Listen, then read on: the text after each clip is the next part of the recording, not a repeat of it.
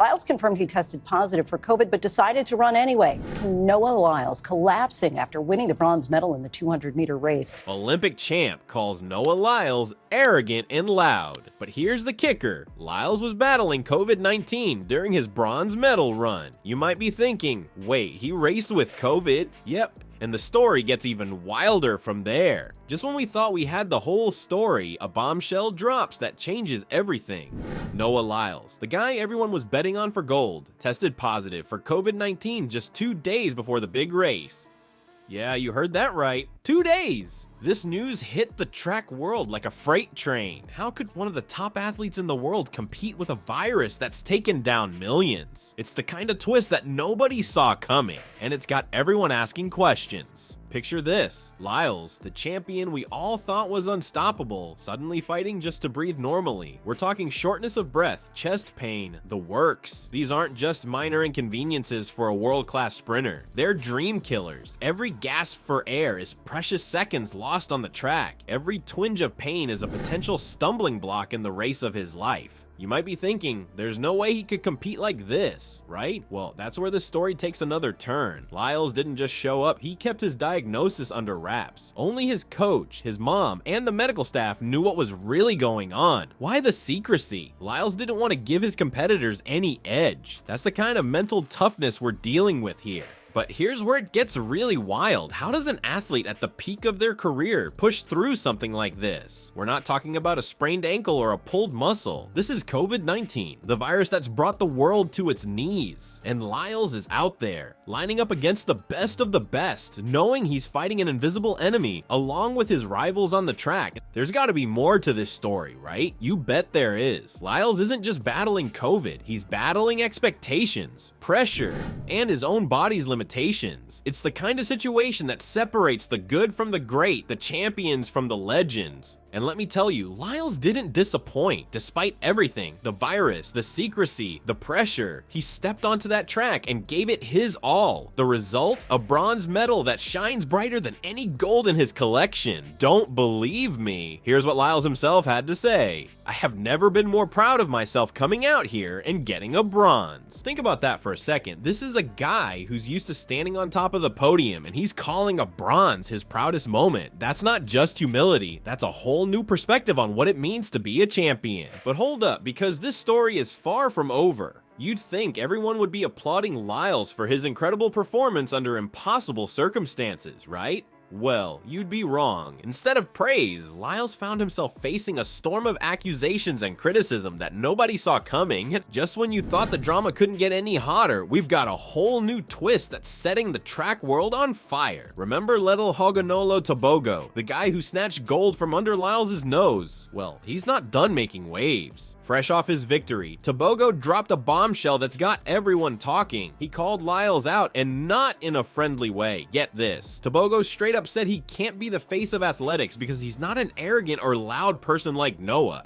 Ouch. That's not just trash talk, that's a full-on character assassination. But wait, there's more. Kenny Bednar, another top competitor, is stirring the pot too. He's not happy about how the lanes were assigned for the race. Bednar's claiming there's some serious favoritism going on, and he's pointing the finger right at Lyles. Here's what Bednar had to say. I've never seen favoritism like this on a global scale. He's talking about Lyles getting lane 5, which is usually considered prime real estate on the track. Meanwhile, Bednar was stuck out in lane 9, feeling like he got the short end of the stick. Now, you might be thinking, it's just a lane, what's the big deal? But in the world of elite sprinting, every little advantage counts. We're talking about races decided by hundredths of a second. So when someone cries foul over lane assignments, it's not just sour grapes. It's a serious accusation. All this drama is raising some big questions about fairness in the sport. Is there really favoritism at play, or are these guys just looking for excuses after losing to a COVID-stricken Lyles? Speaking of Lyles, how's all this affecting him? The guy's been the golden boy of track and field, the one everyone looked up to. Now he's being called arrogant, loud, and maybe even a cheater. That's the kind of talk that can mess with an athlete's head, big time. Think about it. Lyles just pulled off something incredible, competing at the highest level while battling COVID. He should be celebrating that bronze medal like it's solid gold. Instead, he's facing a firestorm of criticism that could seriously damage his reputation. You've got to wonder how Lyles is handling all this. He's always been known for his confidence, his swagger, but there's a fine line between confidence and arrogance, and now his rivals are saying he's crossed it. Is this going to change how Lyles acts in public? Will he tone down his personality to avoid more criticism? And what about his future in the sport? Lyles has been the face of track and field for a while now. He's got the charisma, the talent, and the results to back it up. But with these accusations flying around, will sponsors start to get nervous? Will fans start to turn on him? It's not just about winning races anymore. Lyles is fighting a battle for his reputation, his legacy, and maybe even his career. Every interview, every social media post, every race from now on is going to be under a microscope. People will be watching to see if he really is as arrogant as Tebogo claims, or if there's more to the story. But here's the thing about Lyles. He's not one to back down from a challenge. This is a guy who just raced with COVID, remember? He's faced bigger obstacles than a few harsh words from his rivals. You might think Noah Lyles' biggest battle is on the track, but there's a whole other fight going on behind the scenes. This guy's not just racing against other runners, he's racing against his own mind. See, Lyles has been open about his struggles with anxiety and depression. We're talking about an Olympic champion who's faced down some serious mental health challenges. It's not just about pushing through physical pain, it's about battling those inner demons that try to tell you you're not good enough. And let's be real, it's not just anxiety and depression. Lyles has also dealt with asthma and dyslexia. That's a lot for anyone to handle, let alone someone competing at the highest level of athletics. But here's the thing, Lyles isn't hiding from these challenges. He's talking about them loud and clear. Why is that such a big deal? Because in the world of sports, mental health has been a taboo topic for way too long. Athletes are supposed to be tough, right? Unbreakable. But Lyles is showing everyone that even champions have their struggles. He's using his platform to shine a light on mental health in sports, and that's changing the game.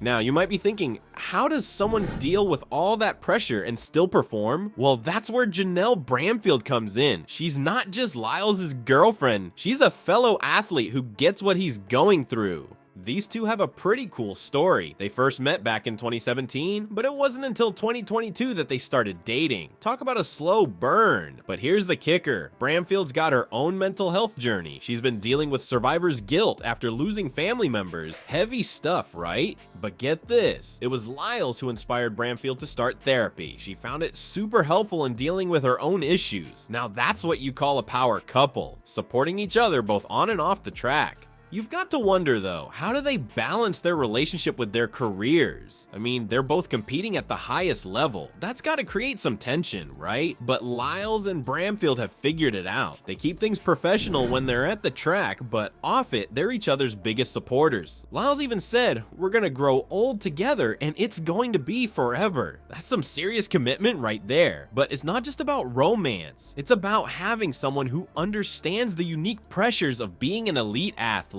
Now think about this for a second. You're Noah Lyles. You're dealing with anxiety, depression, asthma, and dyslexia. You're trying to maintain a relationship with another top athlete. And oh yeah, you're also expected to be the face of track and field, competing at the Olympics. How do you balance all that? How do you deal with the pressure of millions of people watching your every move while also fighting your own internal battles? It's enough to make anyone crack. But Lyles, he's not just hanging in there. He's thriving. He's showing the world that success isn't just about winning medals. It's about being true to yourself, facing your challenges head on, and using your platform to help others. Lyles puts it this way: I'm a human being. I'm not a superhero. I have feelings. I have emotions. That's not weakness. That's strength. It takes guts to be vulnerable when the whole world expects you to be invincible. And you know what? Lyles says being open about his struggles has actually made things easier. It's like he's lifted a huge weight off his shoulders. He's not pretending to be perfect anymore. He's just being Noah. But don't think for a second that this means Lyles is giving up. Nope. He's got a message for anyone who thinks his openness about mental health means he's throwing in the towel. I don't believe in really giving up or failing. It's when you have completely stopped and give it up. Leave a comment and we can chat about it, and please subscribe if you found the video entertaining. Until the next video, take care.